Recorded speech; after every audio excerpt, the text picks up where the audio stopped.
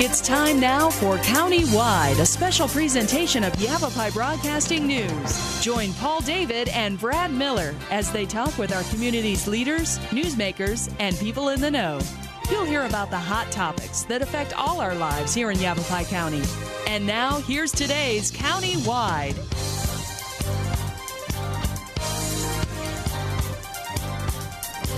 Well, good day, everybody, and welcome to the program. It is Countywide. Brad Miller with you, and we're happy to welcome into studio today a couple of fellows who are going to talk about the upcoming budget override. Actually, I guess we could say ongoing. Early ballots in the mail, and certain of you will have this question on your ballot, and that is the Montezuma Rimrock Fire District going for a budget override. And here to talk to us today about that is Interim Fire Chief Dale Duns and Board of Directors Chairman Dave Guth. And guys, good day to you. Good morning. Good morning, Brad. Good to have the two of you in studio today. And I want to say right away that this is a political issue, and the guys are not here to advocate one way or the other on this question. Yeah, vote yes, vote no. We're not going to do that today. What they are here to do is answer my questions, and hopefully there'll be questions that many of you may have about this, what it is, what it isn't, how a budget override works in this circumstance, and just kind of parse through what's really going on, what the district is seeking, and what will happen if that doesn't occur, and if it does, and so on. So some of those questions we'll try to get to, and we'll try to get to the most important ones because our time will be very short, fellas, so we'll do the best we can.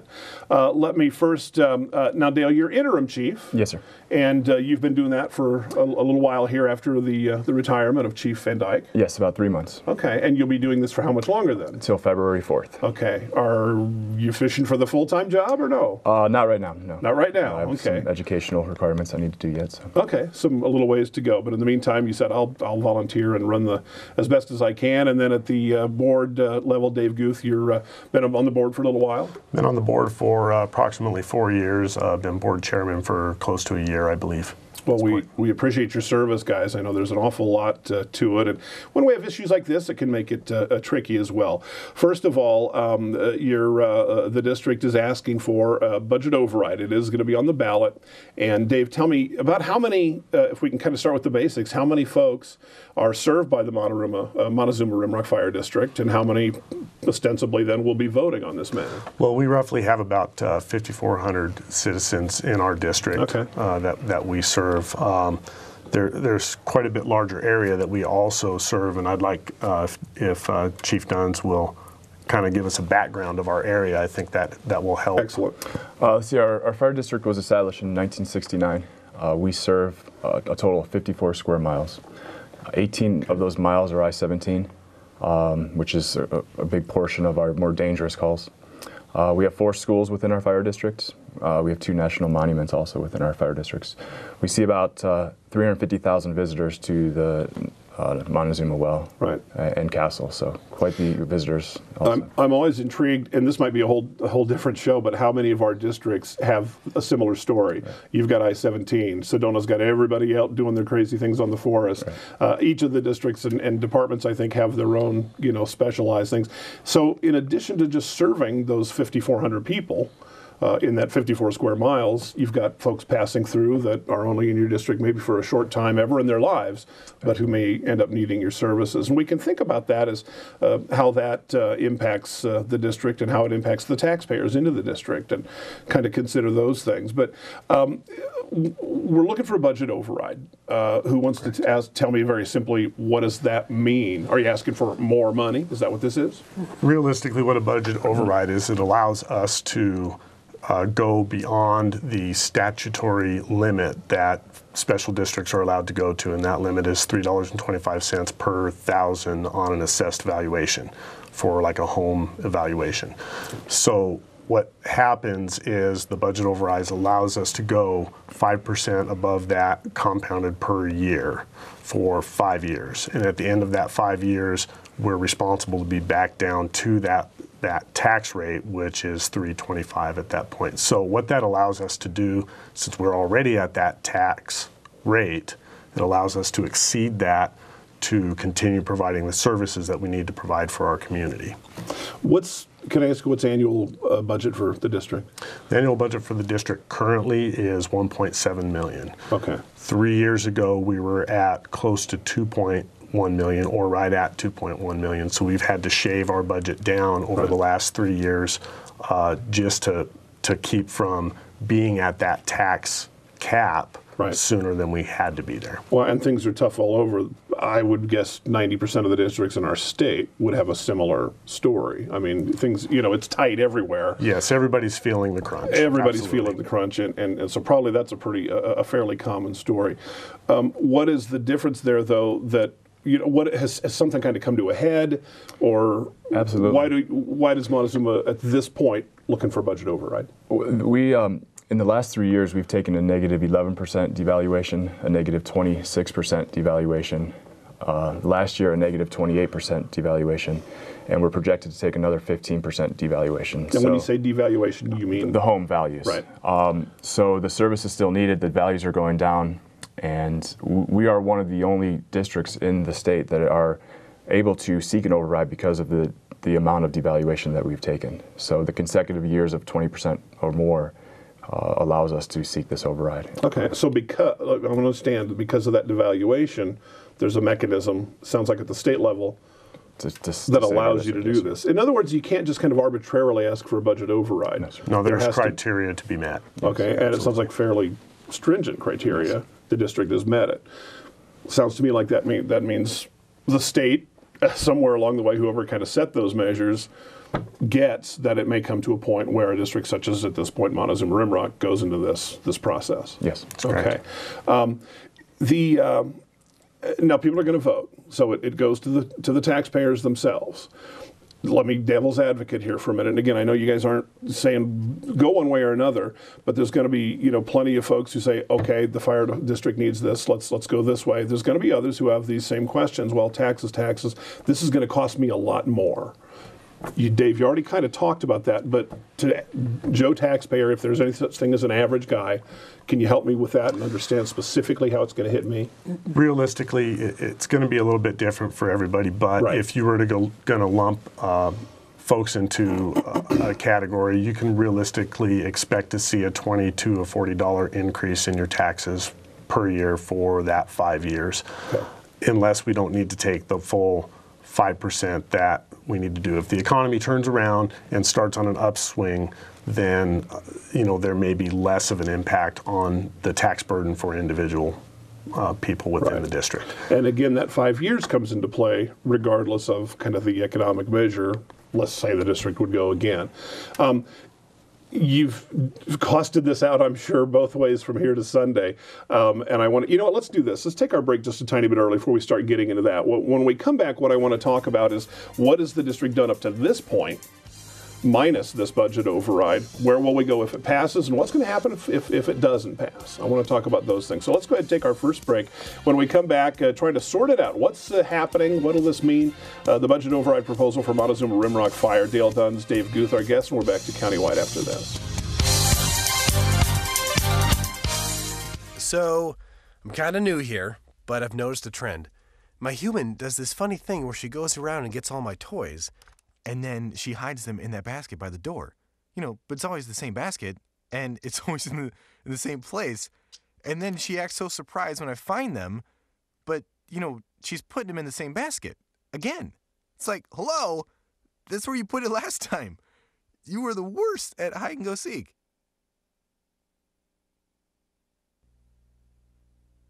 I was in junior high the first time I caught my mom using denial. She had to have known her painkillers were missing because I kept stealing them. Her denial was so out of hand. So she doesn't even know? I'm going out. It was like I could get away with anything. You kids have fun. And that was when I knew. When she was addicted to denial. Denial is a drug. Get help. The partnership at drugfree.org.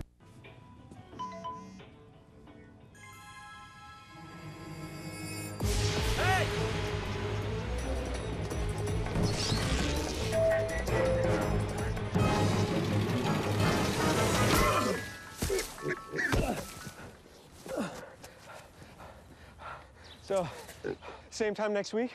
Well, of course. Put away a few bucks, feel like $1,000,000. For free tips to help you save, go to Feed the Pig. Now, some action from the courts. Billie Jean King renewing her rivalry with Arthritis. First set, furious volley, and right to the net for a winner. Beautiful forehand there. Arthritis, stunned. And here, match point. Billie Jean with the ace, taking it in straight sets. Afterwards, a jubilant Billie Jean King. Tennis is a weapon for me with arthritis. There's nothing like it for me to hit a ball, run to the ball, anytime, any court. I'm ready. Let's go. What's your weapon against arthritis? Find out at fightarthritispain.org.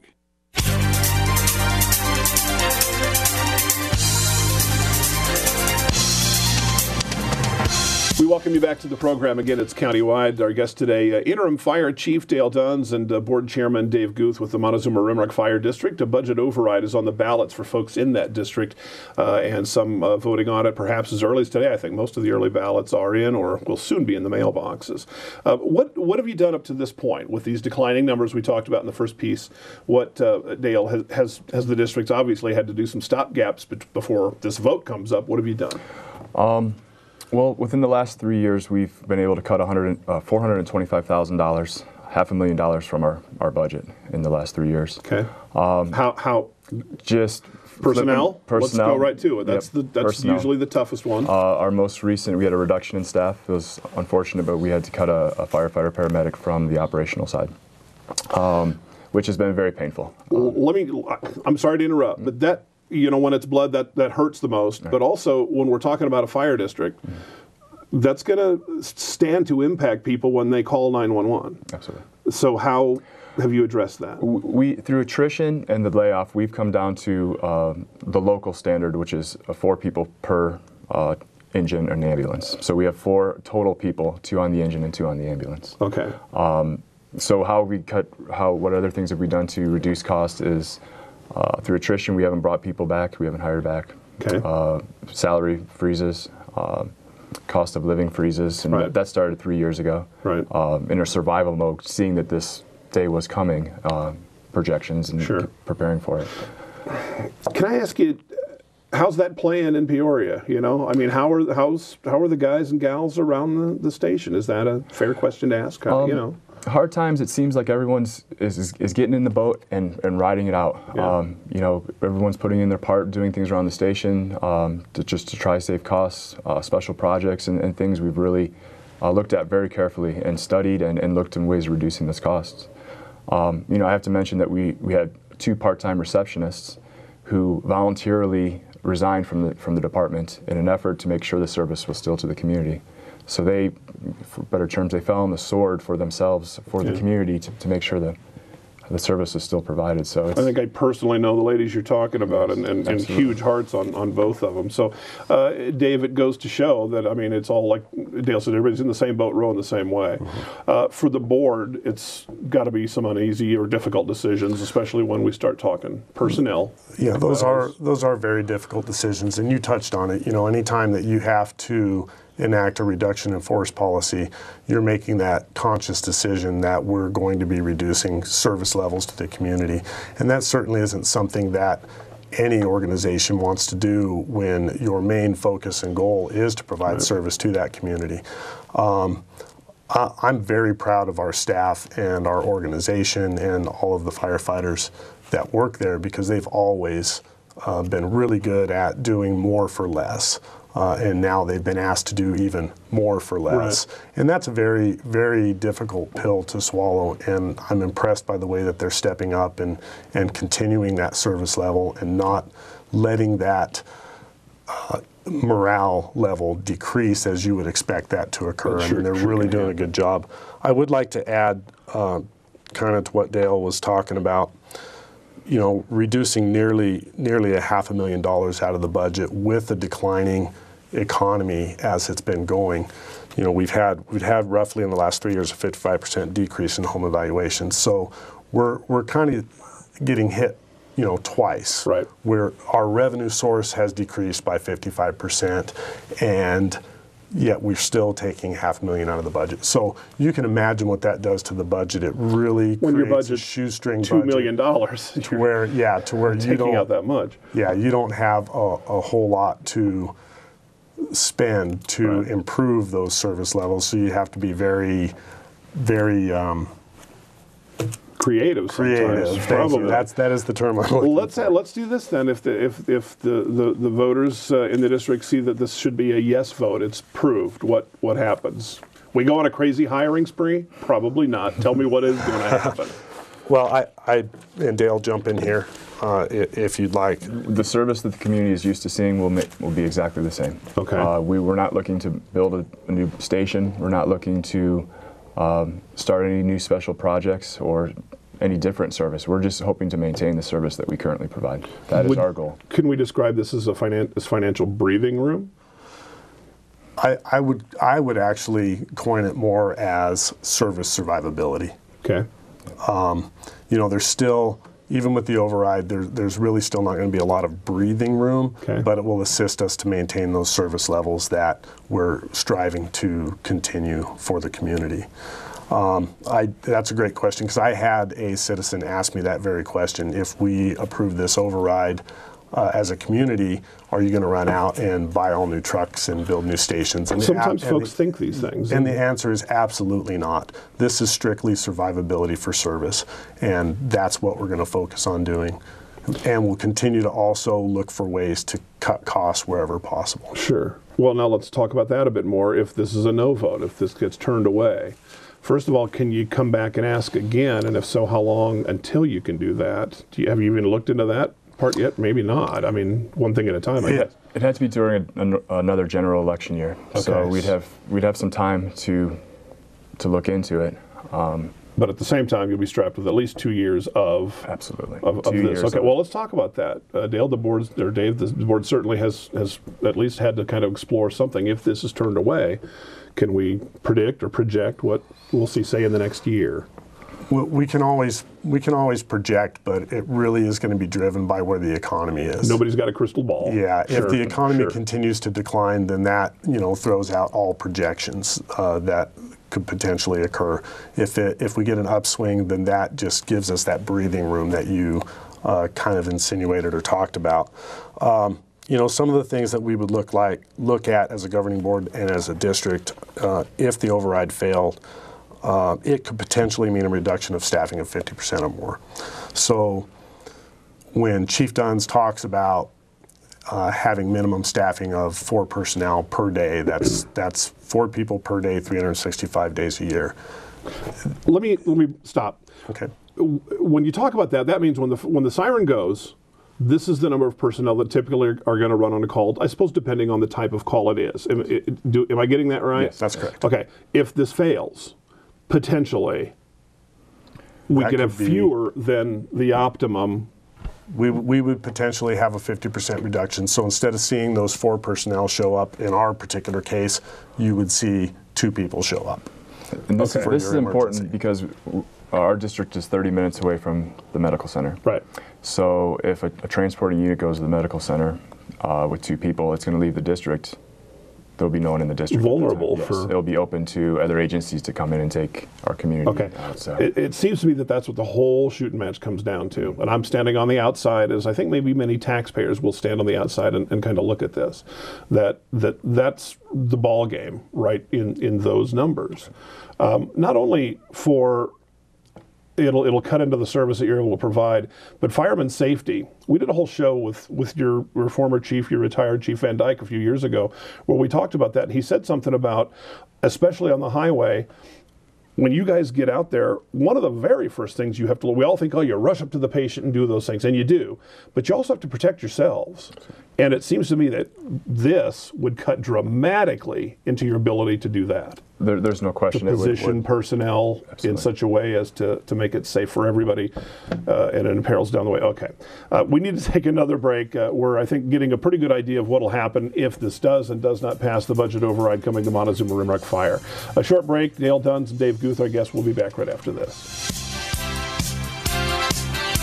Having a fire escape plan is very important to keep your family safe and together in the event of a fire. When you awake to the sound of a smoke detector and smoke in your room, don't stand straight up. Carefully roll off your bed and stay low under the smoke. If your door is shut, feel the door with the back of your hand. Slowly open the door if no heat is felt. Always stay low until you get to the outside of your home. Always have 2 ways out of your house and a specified meeting place somewhere outside your home. Home escape plans should be drawn up and rehearsed on a regular basis This could be the difference between life and death if caught in a fire. Ready?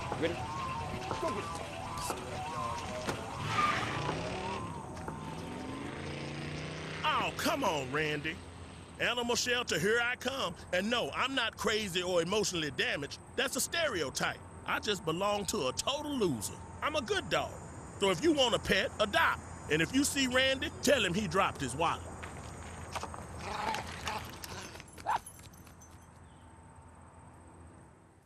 Fire can happen at any time. What would you try to save? My family photos. My grandfather's war memorabilia. My dogs. I'm firefighter Brandon Wacker with the Cotton Fire Department. A working smoke detector is your best defense in the event of a fire. Make sure you have a smoke detector in every room except your kitchen. Test them monthly and change the battery once a year. Take the time to save the things you can't replace.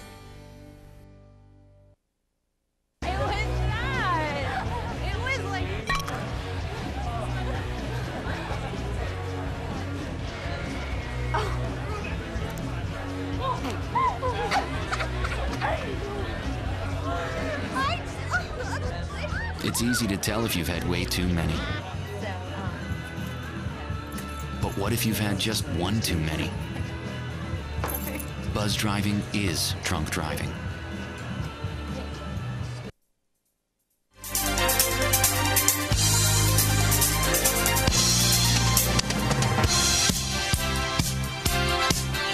Welcome back to the program again, countywide. Interim Chief Dale Duns and Dave Guth, Board Chairman, Montezuma Rimrock Fire District. Just as we broke, I asked you a question and I was rushing you to the break there, Chief.